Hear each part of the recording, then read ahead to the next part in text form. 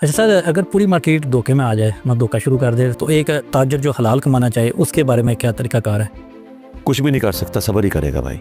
ये कुछ हो रहा है, हकीकत बात है। हमारे मुल्क में जो टैक्स चोर कंपनी हैं, जिन्होंने चोरी के ट्रांसफार्मर लगाए हुए हैं, स्टील कंपनीज, वो स्टील सस्ता बेच लेते हैं, सरिया सस्ता बेचते हैं। और जो हलाल का कारोबार करने वाले लोग हैं, उनको तो खुद अपना इतना नहीं पड़ता, तो ये सारे के सारा मामला तो होते हैं। तो ये तो हुक्मरानों से पूछा जाएगा जी, सीधी सी बात है कि इसके अंदर कितनी दो नंबरियाँ जुड़ी हुई हैं, ऊपर से लेके नीचे तक। और अगर कोई शख्स दो नंबरी नहीं करता तो वो मार्केट में पीछे रह जाता है। तो पाकिस्तान में तो कारोबार, तो हम इसकी बुनियाद पे किसी को ये इजाज़त नहीं दे सकते कि वो कहे कि तुम भी कर लो।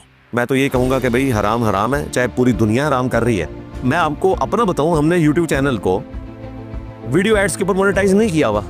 2023 में इनकी पॉलिसी आई कि शुरू का इश्तिहार हम चलाएंगे, वो भी अवेलेबल होगा, उस पर हमारा कंट्रोल नहीं है, बस वो चलता है। तो हम तो नुकसान कर रहे हैं करोड़ों का। मैंने तो अभी तक कितने मौलवी खरीद लेने थे अगर मैंने, जितनी हमारी व्यूअरशिप है।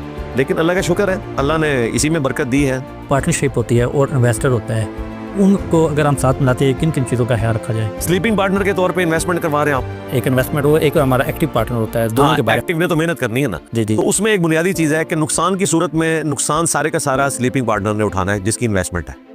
क्योंकि एक्टिव पार्टनर की मेहनत ज़ाया हुई है, उसका पैसा ज़ाया होगा, इसकी मेहनत ज़ाया होगी। ये नहीं होगा कि आधा आधा दोनों ने नुकसान करना है। भाई वो नुकसान कर बैठा क्योंकि उसने इतनी मेहनत की और नुकसान हो गया, उसकी मेहनत ज़ाया हुई ना। पैसा होता तो तुझसे लेता वो, तो पैसे का नुकसान जो है वो इन्वेस्टर के खाते में डलेगा। ठीक है। और मेहनत वाले का नुकसान हुआ कि उसकी मेहनत ज़ाया की, उसे कोई प्रॉफिट नहीं हुआ।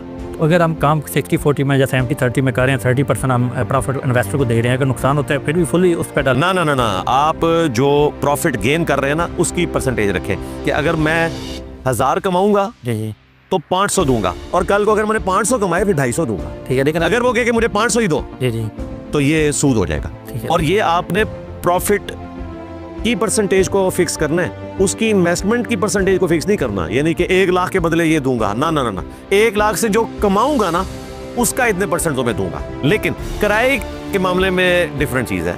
जिस तरह लोगों ने किराए पे हाई सीज चढ़ाई हुई है, वो फिर एक दिन फिक्स है, ज़रा वो किराए के ऊपर है, तो उसका मामला डिफरेंट है। जैसे कोई इन्वेस्टमेंट के तौर पर इन्वेस्टर कहते हैं कि हमें कुछ थोड़ी सी शरह बता दें, जैसे बैंक वाले बताते हैं कुछ थोड़ी सी 2% या 1% बता दें, हमें फिक्स नहीं, इस तरह को बता ही नहीं सकता ना जी। बैंक वाले भी काइबर रेट के पॉइंट ऑफ व्यू से कैलकुलेशन करते हैं। आप कहेंगे जी हिसाब करेंगे, 3 महीने बाद देख लेंगे जो भी हुआ। ठीक है। लेकिन कुछ इन्वेस्टर इससे जिद करते हैं, उनके बारे में क्या ख्याल है कि खराब होगा वो? नहीं, जिद वो इसलिए कर रहे हैं ना कि लेके आप भाग ही ना जाएं, सारा डुबो ही ना दें। तो उनको कहे कि भाई ये भी हो सकता है, ये भी हो सकता है, ये भी हो सकता है। आप अगर मुझ पे यकीन करते हो तो ईमानदारी से करूंगा, नुकसान हुआ तो बता दूंगा, फायदा हुआ तो उसको डिक्लेयर करूंगा। इसमें तो कोई मार्केट में कार ही नहीं रहा। नहीं, ऐसे ही कारोबार होगा ना भाई, और कैसे होगा? तो फिर लोग तो नहीं इन्वेस्टमेंट करेंगे। मेरे पास अगर होंगे पैसे, मैं तो नहीं इन्वेस्ट करूंगा।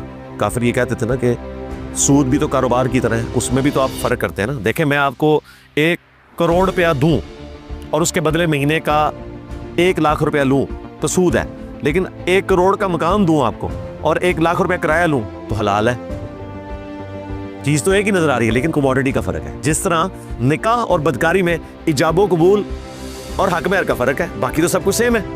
ठीक है, तो यहाँ पर छोटे से फर्क से हलाल से हराम चीज बन जाती है, हराम से हलाल बन जाती है। सूद पैसे के बदले पैसे है। जैसे ही कमोडिटी इन्वॉल्व होगी, चाहे वो मोटर बाइक हो, गाड़ी हो, किस्तों का कारोबार हो, बीच में कमोडिटी इन्वॉल्व है, इस्लामिक बैंक के थ्रू करें तो वो कोई सूदी मामला नहीं है।